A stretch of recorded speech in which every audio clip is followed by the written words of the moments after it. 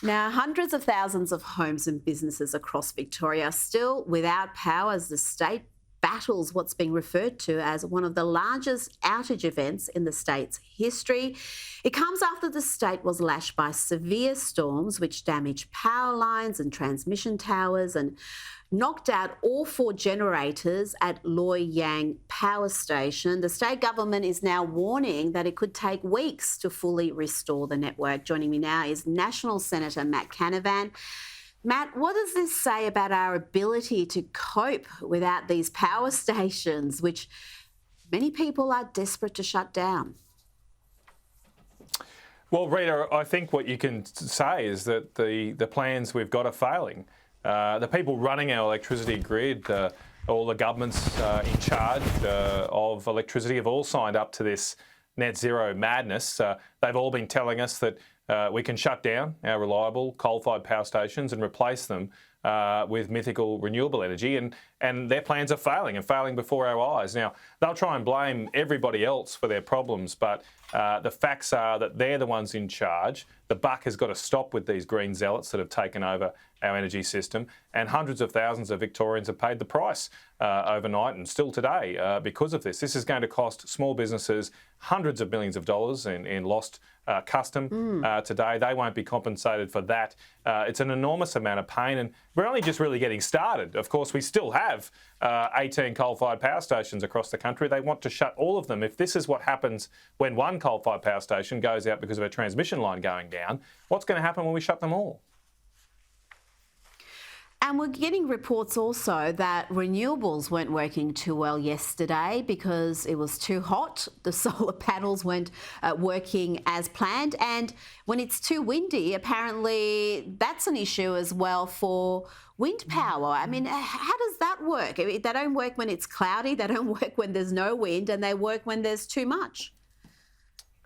Yeah, well, look, the wind turbines have had to put in new settings when it's too windy to shut down, because that's played a role. It contributed to the South Australian black event, you might remember, back in 2016 where the whole state went off. A big part of the reason the whole state went off was because the wind generators didn't operate properly and it caused the system to trip. And so that's changed in recent times, and that means that when it gets too windy, some wind turbines don't run. I just checked the figures right now today that that today only 5% of the wind turbines are working in Victoria right now, so 95% are not. Now, even with Loy Yang being out, even with that large coal-fired power station not being able to produce power because of the transmission line fault, brown coal-fired power stations are still working for 50% of them. So the brown coal sector in Victoria is working half the time, even with that large power station out, whereas the wind industry, the wind sector, is failing across 95% of them. So, I mean, we're going to hear a lot of the green zealots over the next few weeks blame coal-fired power for this result. But it's actually the renewable energy that once again has not been there, can't be relied on during a crisis. We've got to get back to building power stations that we can rely on. We haven't done that for more than a decade. We're seeing the consequences of that now. It's only going to get worse the longer we delay building a new coal-fired power station, building a high-efficiency, low-emission coal-fired power station in this country, so that we can get back to having not just reliable power, but affordable power too, for you to pay your bills and afford them, and to keep our manufacturing industry in Australia. Now, you talked about not having new coal power plants being built, but are we even maintaining the existing ones properly? And one can understand why perhaps that maintenance isn't happening when they're all planning to close them. Why would you invest tens of millions, maybe hundreds of millions, maintaining an asset that is set to close?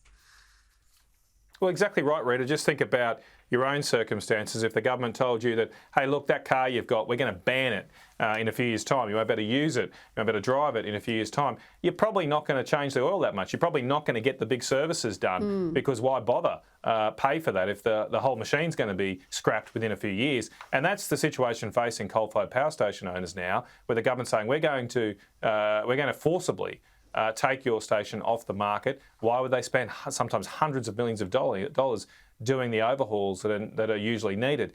Now it seems like this lack of maintenance probably caused the Callide explosion a couple of years ago. We still don't have a report from the Queensland government, they're the owners or part owners of that power station. We still don't have a proper report on what happened at that power station. But I know the unions, speaking to the unions up there, they believe that there hasn't been the maintenance done on the coal-fired power stations in Queensland that contribute to this incident. And why is it that we've got Labor governments putting workers, putting union members at risk in massive power, they're massive machines, these turbines? If they're not maintained properly, we may get even the worst outcome where something explodes and people die. It's an absolute disgrace. What role is gas going to play in our energy strategy? Is that a solution if we don't have nuclear power, if we're determined to self-harm and close down coal? Could gas be that backup? Because we are sitting on plenty of gas reserves. Some suggest hundreds of years worth of gas reserves. Well, gas is great, and gas can provide reliable power. There's a key problem with gas. One key issue. When it's in the ground, it can't generate power. You've actually got to bring it up from under the surface for it to be any kind of solution. And of course, in Victoria, not only did Victoria ban fracking in their state, they've actually made it part of their constitution to not have fracking. So it's in the Victoria's constitution now, it's habeas corpus, equality before the law, and no fracking. that's the principle on which Victoria is being destroyed right now. They're losing businesses. We saw this week businesses are fleeing Victoria. It was the manufacturing heartland of our nation. It's just so sad to see it be destroyed before our eyes. And so we've got to develop our gas. But even then, I would say it's important about how expensive that gas is. So gas prices now in Australia are typically over $10 a gigajoule. The brown coal in the Latrobe Valley can be mined for 50 cents a gigajoule, a 20th of the price. And this is the detail that unfortunately gets missed a lot in our superficial discussion on energy, that people don't understand that just switching to different technologies can have enormous impacts on how much it costs for you to pay for your electricity. And of course, in the case of a state like Victoria, how much factories pay. And if the factories aren't competitive, if we can't get cheap energy prices, we will lose those manufacturing jobs. They'll go overseas and we'll just have to import more things from China. And the sad thing is, in this state, there really isn't much of an option for voters, because we went to the last state election with the Liberal opposition having emission targets that were bolder than the Albanese government. They have completely signed up to this net zero madness. So, Matt Canavan, what is the solution for Victorians? I know you up in Queensland look down here and mock us sometimes, but I think most Victorians are sensible. We are just let down by our politicians. Well, look, it's happening all around the country, and perhaps the most dispiriting thing about this is the lack of leadership from those that should be leaders. Our politicians have become spineless cowards in the last few years. They just follow polls. They do a poll on energy and let that decide what their policy should be. But it's about time we do demand some leadership from our elected representatives, and that we stop telling lies to the Australian people.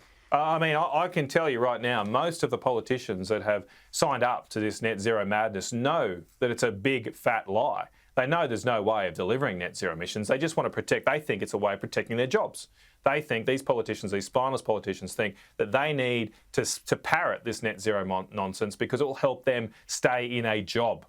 Now, I don't think that's my job. I don't think it's the job of your elected representatives to put their jobs first. They should be putting their country first, their state first, and they should have the guts to actually tell the Australian people the truth. And we're not being told the truth right now. You should demand better. You should hold these politicians to account, because our whole political class is failing this country, and it's being destroyed before our eyes. Well, we are being lied to, because we are told over and over again that renewables are cheaper. Renewables are cheaper. And I think if you polled Australians, they would repeat that, because they have heard that lie so many times. But as we have seen with the experience overseas and even locally, when you look at the total cost, Matt, renewables are not cheaper. They're not only unreliable, they are a very expensive option. Well, there's been a relentless propaganda machine funded by a lot of the investors in the green energy space. A lot of those investors are foreign and overseas. Almost all of the equipment that's used to install renewable energy comes from overseas, is made in countries like China. And so there's a big campaign to repeat that message. There's no doubt that's had a big impact on people's views. But look, I just would remind people of the experience of the last year in Australian politics, and that does demonstrate the power of leadership. I kind of put a pale over all my colleagues just before, but I will make an exception for the likes of Jacinta Price and also Peter Dutton, who bravely last year stood up against The Voice, stood in opposition to it, despite the fact that at the time, because people had been fed this propaganda, at the time, over 60% of Australians supported The Voice. But when those politicians, when Peter Dutton, when Jacinta Price showed leadership, within just a matter of months, those polls had completely turned around. And there's no reason with an issue as salient as energy prices and the cost of living that a similar thing won't happen. Courage is contagious. And I do think the first time that a political leader in this country has that courage on energy policy, they will be rewarded, because I believe in the common sense of the Australian people. We should be a lucky nation, but we are not making our own luck right now by making very poor decisions on energy policy. Courage is contagious indeed. Matt Canavan, thank you so much for your time this evening.